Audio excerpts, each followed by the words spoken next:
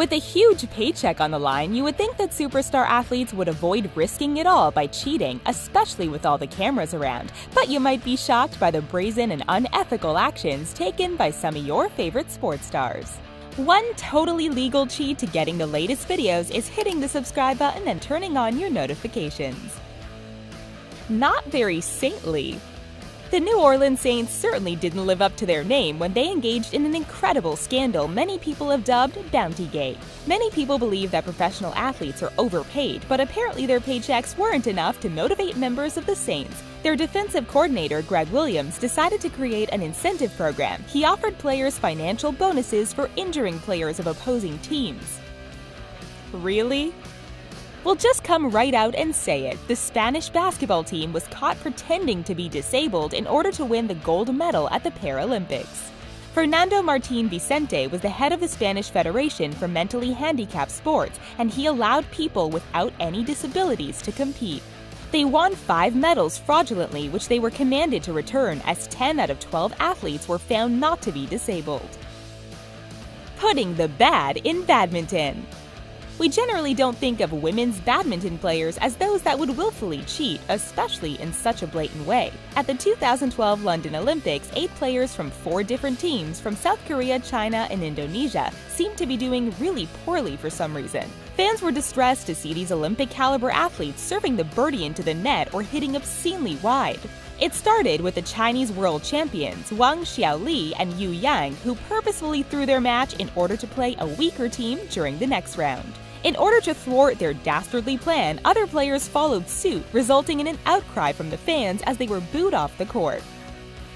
A likely story. Baseball was an important part of life for Joe Niekro and his family. His brother Phil Niekro pitched for the Milwaukee and Atlanta Braves, and his son Lance Niekro played for the San Francisco Giants. Joe's baseball career had highs and lows as he made his way through the Chicago Cubs, San Diego Padres, and Detroit Tigers before ending up on the Atlanta Braves with his brother Phil. After a few more trades, Joe ended up pitching for the Minnesota Twins when an umpire noticed something unusual going on. Although Joe tried to stall, he insisted that he empty his pockets and out-tumbled an emery board and a piece of sandpaper that he had allegedly been using to scuff the ball. In his defense, Joe argued that he had been using them to keep his nails trim while in the dugout, but the excuse fell on deaf ears.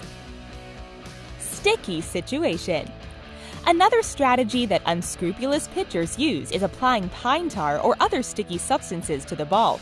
This allows the player to get a better grip on the ball, but it's against the rules unless it's strictly being used on a bat. Relief pitcher for the Milwaukee Brewers, Will Smith, was ejected from a game when a sticky substance was found on his arm, which turned out to be a mixture of rosin and sunscreen.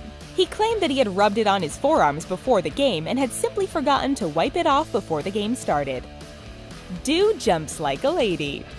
If you're guilty of drooling over some of the attractive female athletes during the Olympic Games, you might be interested to hear the story of Dora Ratchen. She competed for Germany in the 1936 Summer Olympics in Berlin and placed 4th in the women's high jump.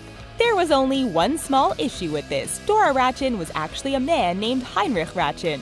Now, this case is a bit confusing because some reports indicate that Ratchen was actually born intersexed and then claimed to have been brought up as a girl. However, at the age of 10 or 11, Ratchen realized that he was actually a man. Crashgate. During the 2008 Singapore Grand Prix, driver Nelson Piquet Jr. crashed his vehicle into the 17th turn during the 14th lap of the race. This was no small accident, and its location meant that a safety car had to be deployed while debris was cleared from the area. While this went on, Fernando Alonso, Piquet's teammate, went on to win the race. When asked how the crash occurred, Piquet dismissed it as a simple mistake. But many who saw the accident thought that it was a bit too perfect to have been a mere coincidence. Piquet ended up confessing that he had thrown the race on purpose in order to improve the situation for his teammate Alonso. Running from the truth. Completing, let alone winning, Ironman Canada is no easy task. Participants face 2.4 miles of swimming, 112 miles of cycling, and 26.2 miles of running, most of which is completed in freezing conditions. Suzanne Davis crossed the finish line confident that she would take home the gold medal for her category, women ages 40 to 44. She was shocked to receive second place behind a woman named Julie Miller who had literally come out of nowhere. Miller had won many similar competitions previously, but Davis insisted that in over 3 hours of running, she never once saw Miller. Unfortunately for Miller, a company called Finisher Pics was creating videos of the event and were constantly filming along the marathon course. Cameras that had caught every other aspect of the race somehow didn't catch Miller running the appropriate amount of time past certain points. The Hand of God. Many people consider Diego Maradona to be the greatest soccer player of all time, but this time he cheated in a spectacularly epic fashion. When the England goalie leapt to intercept the ball, Maradona jumped up to meet him and used his hand to smack the soccer ball into the net 6 minutes into the second half of the game. Spectators were outraged, but the referees claimed not to see it and let the goal count. This infamous play became known as the Hand of God. Lights out.